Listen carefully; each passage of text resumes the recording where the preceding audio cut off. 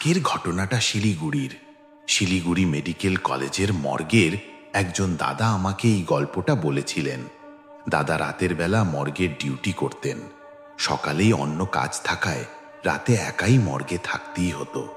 আমি দাদাকে বলেছিলাম, দাদা ভয় লাগে না, এত লাশের মধ্যে একা একা ডিউটি করো? দাদা হেসে বলেছিলেন, যাদের চোখে দেখা যায় না তাদের কি আর ভয় পাবো। কিন্তু সেই রাতটা যেন দাদার জন্য এক অদ্ভুত ভয়ঙ্কর অভিজ্ঞতা হয়ে রইল। রাত প্রায় 2:30, জোরে বৃষ্টি পড়ছিল। বাইরে কুকুরের অচেনা ডাক। দাদা হেডফোনে গান শুনছিলেন।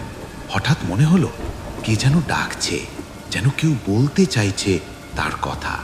প্রথমে ভেবে বললেন হয়তো নিজের মনে ভয়, কিন্তু এরপর ঘটে অদ্ভুত। মর্গের ভিতর থেকে শোনা গেল কান্নার শব্দ, হাসির আওয়াজ, সবই একসাথে।